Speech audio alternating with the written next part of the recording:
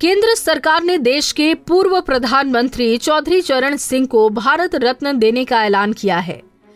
इस बात की जानकारी प्रधानमंत्री मोदी की ओर से ट्वीट कर दी गई, जिसके बाद से आरएलडी मुखिया जयंत चौधरी की खुशी का ठिकाना नहीं है। चौधरी साहब को भारत रत्न की घोषणा के बाद उनके पोते जयंत चौधरी ने पहले ट्वीट और फिर अपने बयान में पीएम मोदी की जमकर तारीफ की है। जयंत ने ट्विटर पर लिखा, मोदी जी ने दिल जीत लिया। आइए सुनते हैं आरएलडी मुखिया जयंत चौधरी ने क्या कहा है। ये बहुत बड़ा दिन है, मेरे लिए भावुक पल है, ये यादगार पल है, स्मरणीय है।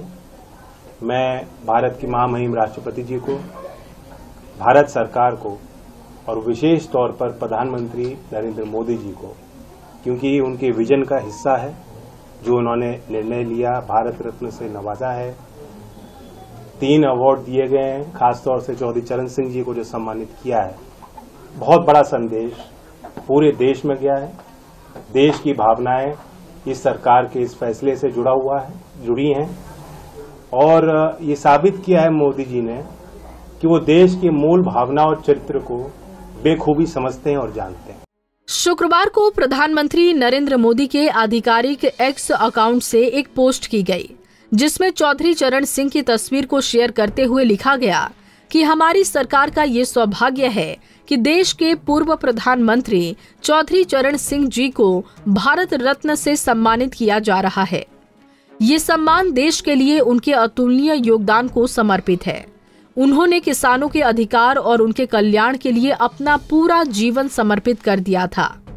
उत्तर प्रदेश के मुख्यमंत्री रहे हों या देश के गृह मंत्री और यहाँ तक कि एक विधायक के रूप में भी उन्होंने हमेशा राष्ट्र निर्माण को गति प्रदान की।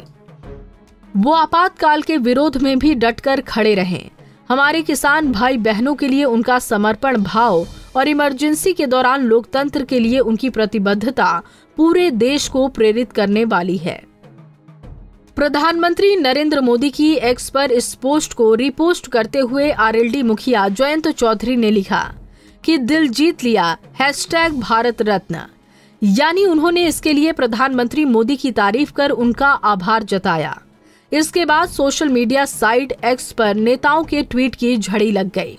देश के गृह मंत्री अमित शाह ने ट्वीट किया कि पूर्व प्रधानमंत्री चौधरी चरण सिंह जी को भारत रत्न से सम्मानित किए जाने की घोषणा से अत्यंत प्रसन्नता हुई।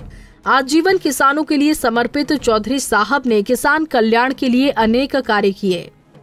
चौधरी साहब जीवन पर्यंत लोकतांत्रिक मूल्यों के संरक्षण के प्रति समर्पित रहे और उन्होंने आपातकाल का डटकर मुकाबला किया। उन्होंने अपने निर्णयों से पूरे देश को ये बताया कि किसान का बेटा देश के भरण पोषण से लेकर नीतिगत निर्णय भी ले सकता है। चौधरी साहब के सम्मान के माध्यम से देश के करोड़ों किसानों और मेहनतकश लोगों को सम्मानित करने के लिए मैं प्रधानमंत्री श्री नरेंद्र मोदी जी का आभार व्यक्त करता हूँ।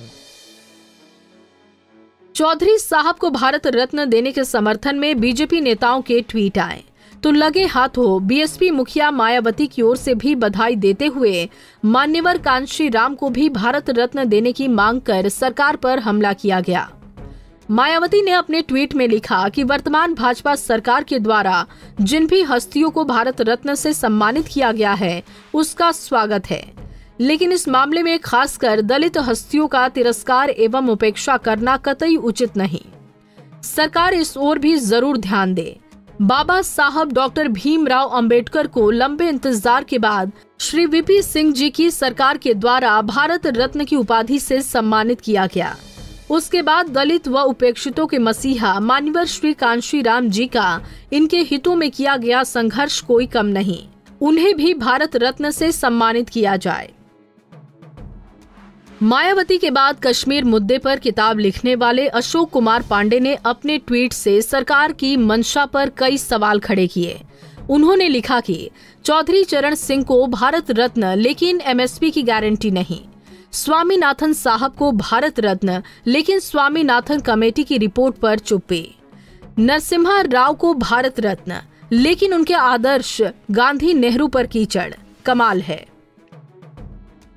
अशोक पांडे के अलावा एक ट्विटर यूजर अश्विनी सोनी ने जयंत चौधरी को टैग करते हुए चवन्नी की फोटो के साथ टिप्पणी लिखी कि जयंत चौधरी का दिल जीता जा चुका है, अब निकट भविष्य में उन्हें कुछ शब्द बोलते सुन पाएंगे। जिहादी, पत्थरबाज, एंटी नेशनल, टुकड़े टुकड़े गैंग, विश्व गुरु और पाकिस्तान चले जाओ @जयंत RLD। तुम तो चवन्नी से ही हल्के निकले, जरा सी फूंक से पलट गए। मोदी सरकार की चौधरी चरण सिंह को भारत रत्न देने की घोषणा को बीजेपी का चुनाव से पहले एक बड़ा सियासी दांव माना जा रहा है। इससे किसानों और खासकर जाट मतदाताओं के बीच बीजेपी को जहां लाभ दिख रहा है, वहीं फसलों की MSP को लेकर किसानों में मोदी सरकार के खिलाफ पनपा विरोध भी खत्म हो जाएगा। इतना ही नहीं, वेस्ट यूपी में जाटों की पार्टी कहलाने वाली RLD के लिए सरकार के इस कदम से बीजेपी की तरफ आने में आसानी भी हो गई है। इससे RLD और बीजेपी के बीच चुनावी तालमेल पर बना सस्पेंस भी पूरी तरीके से समाप्त हो गया। जयंत चौधरी के आए बयान से साफ हो गया है कि RLD इंडिया को छोड़कर अब NDA का हिस्सा बन चुकी है। बीजेपी और RLD दोनों दल लोकसभा चुनाव 2024 में एक साथ दिखाई दे सकते हैं। Bureau report, Punjab Kesari TV. हमसे जुड़े रहने के लिए हमारे YouTube चैनल को सब्सक्राइब करें और नई वीडियो की नोटिफिकेशन के लिए बेल आइकॉन को दबाएं। अगर आप ये वीडियो Facebook पर देख रहे हैं तो लाइक जरूर करें और ज्यादा से ज्यादा शेयर करें। धन्यवाद।